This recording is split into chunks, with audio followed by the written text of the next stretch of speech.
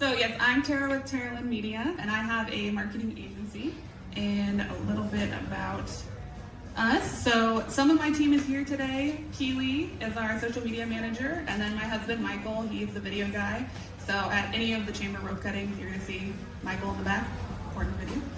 And then we also have a social media specialist named Micah, and then our personality hire and my favorite employee, Miss Emily. She's been with the chamber since birth.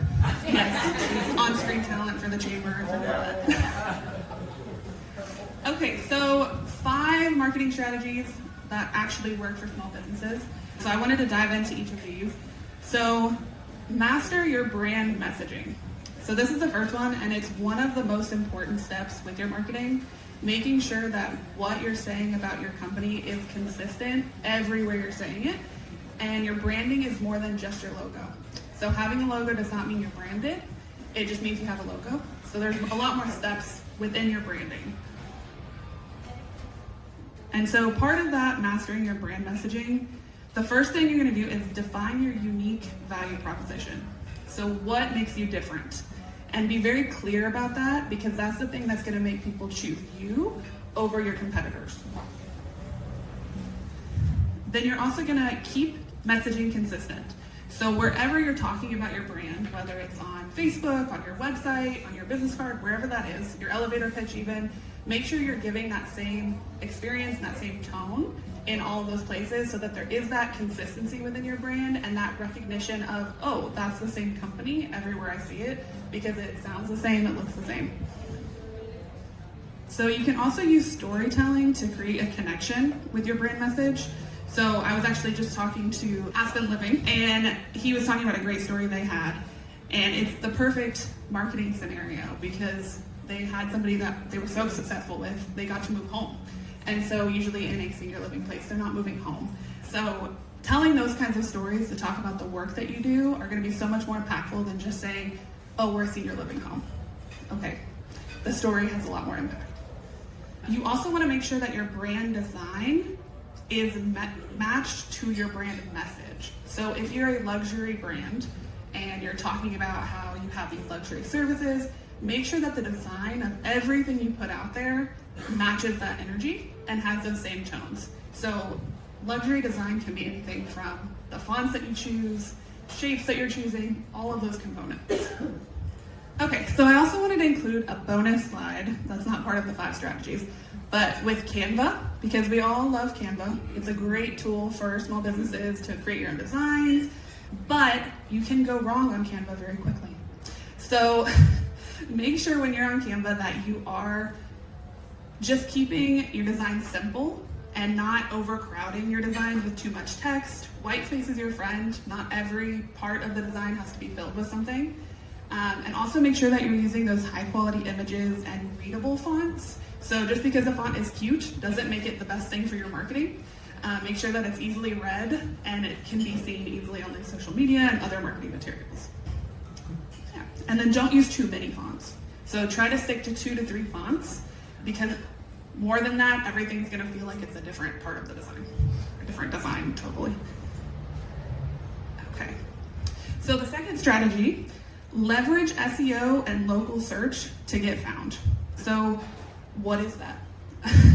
It is your Google business profile and then also like the SEO of your website. So local businesses on Google Maps, that's your Google business profile. So whenever somebody looks for that, where your Google reviews go, where you're popping up.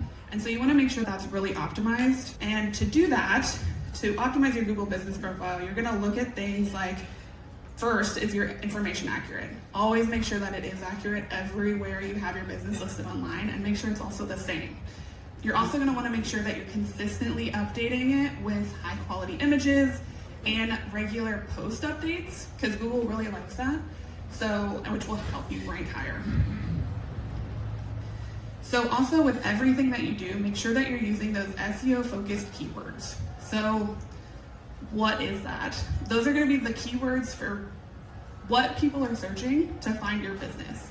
So make sure that in everything that you do, you're using some of those keywords, so that when people are looking for landscaping, they're looking for trash service, your company is popping up, whether it's your website, your Google business profile, your Instagram post, whatever that is, you're optimized everywhere, so you have more of a chance to pop up for them. You can also get listed in local directories. So things like the Chamber of Commerce, having your business online in their local directory, that helps your SEO pop up in a different way.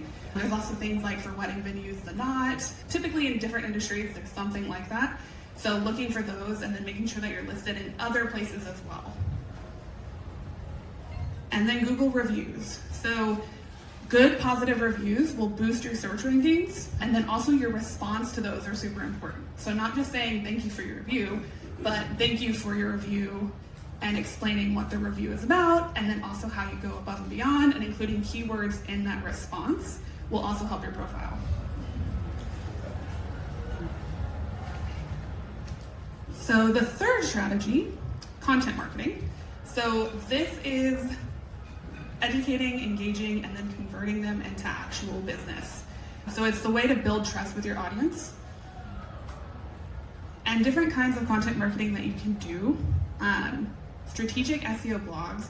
This is one I think that often gets overlooked. The blog on your website is something you think, oh, I'm gonna get to it. But whenever you have a strategy for those blogs, your organic search traffic is gonna pop up a lot higher. So it's gonna do a lot for you. So really taking the time to craft, what should my blog post be?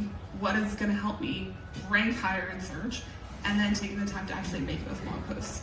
And I'm sure Dawn is gonna go over some AI ways to help you craft those. And then video marketing.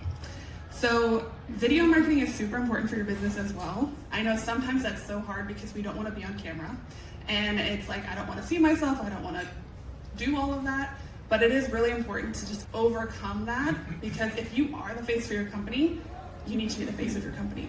If you are a brand that is withdrawn, then that's not as important. But there's other ways to do video marketing than of your product or your service. So no matter which way it looks, it's still important.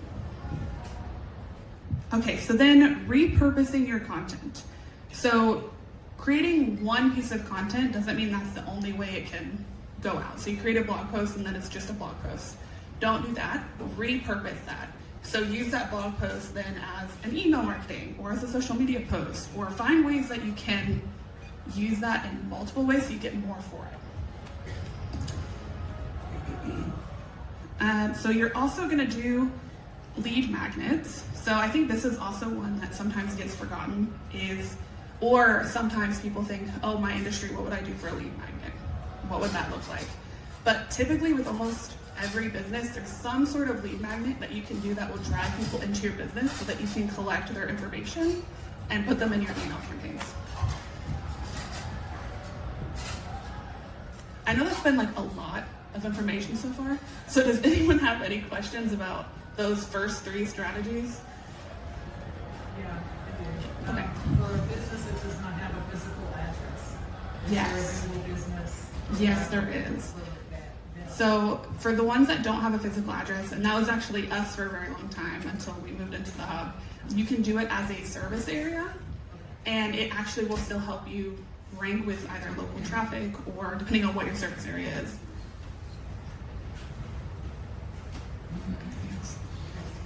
Sure. I know it's a lot of information, but can we get this slideshow and email this to everybody that's here today? Yeah, absolutely. Or can we post it on our blog? That way it's accessible. Yeah. There you go. We get more Yeah, SEO look that at you way. using one of the strategies. Yes. Okay. So the next one is using social media that sells. So really being strategic about the kind of social media content that you're putting out, because you don't want to just, oh, I forgot to post today, I just need to throw something out. We don't want that to happen. So being strategic about it way ahead of time and making sure that the kind of content you're putting out there is representing your business the best way possible and will also lead to actual sales within your business. So how do you do that? The first thing you're going to do is pick your platforms. So just because there's 45 social media platforms doesn't mean you need to have your business on every single one, especially if you're trying to do this yourself or you have limited resources. Pick 2 to 3 that are the most important for you. So where's your audience? and which ones make the most sense for what your industry is. Then also make sure you're focusing on engagement. So going viral does not mean that you've got a bunch of sales in your business. That post that you see that had 1 million views doesn't necessarily mean that they made 1 million sales. They could have not made one, because it also depends on, is it quality people that are looking at it? Are they actually qualified leads? So look at the quality of your engagement and don't just pay attention to follower count or views. And then you can use that to strategize making better social media content, because you'll know what is happening, what my audience like, how's that working, all of that. So then also make sure you have a content mix. So you're gonna wanna make sure that you have different kinds of posts. So not just posting before and afters every day, or like one specific kind of content every time you post. You wanna have a variety of content. So things like between educational to entertaining to promotional, and depending on the industry, some personal content. Sometimes that's not appropriate, sometimes it is. Realtors, they have more of that weigh in, but just looking at what kind of content mix makes sense for your business and making sure you do have that variety. And then lastly, paid ads. So this can be a very beneficial tool for businesses if they're optimized the right way. And also you don't have to spend a ton of money to get results on these. So just paid advertising, and that's a bigger conversation that I'll let y'all look at the slides for, because it is really specific to the industry and the type of business that you have, as far as like what kind of results you can expect for that. Okay, and email marketing. So this one I think often gets overlooked because we all feel like we all get 1,000 emails a day. And so I think it also often gets overlooked. But it is one of the strongest strategies for making sure that you have direct access to your audience. So if Facebook dies tomorrow and that's where all of your people are, how do you get in touch with them? If you haven't converted them into something that you own, you don't have a way. You've just lost your entire database. So making sure that you're utilizing that email marketing and that email list. So building your list with things like that lead magnet, and then making sure that you have a high quality list. You don't just have a bunch of names. You have people that actually are potential buyers. And then using that to give them value-packed information, stuff that's gonna actually make them want to open that email, engage with that email, and then ideally go to your website and contact you. And then there is a lot of automation you can do with email marketing. That might be something Dawn is gonna move into, but there is a lot of automation you can do as far as putting them into 30 days I send them this, 4 months I send them this, that kind of stuff. So looking into what makes sense for your business as far as how you can utilize that email marketing to automate some of that to take off the workload for you. And then make sure you also throw in some personalization, because too often it feels too automated, or the worst case scenario, hello first name. So make sure you have that personalization, and if you're putting in some type of automation that has first name, that they actually have a first name put in there, because there's nothing worse than hello first name. Okay, so then putting all of that together. So that's a lot of different pieces that can work together, but to recap, and you might want to, I don't know, take a picture of this or anything. This is just high level overview of that. You want to master that brand message. You want to leverage your SEO and local search. You want to do content marketing to provide value and build authority. And then you want to use that for social media that actually sells. And then ideally get them into that email list so that then you have direct access to them all the time and you can convert them. And then for that local SEO, I wanted to give everyone, if you want it, a free local SEO audit. So you can take advantage of assessing where your local SEO stands right now, and we'll do that report for you. So questions about all of those things? Yes.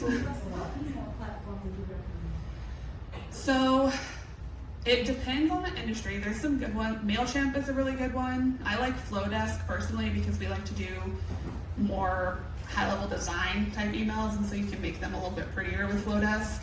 And then if you're going to be doing MailChimp and Flowdesk are the two that I would recommend.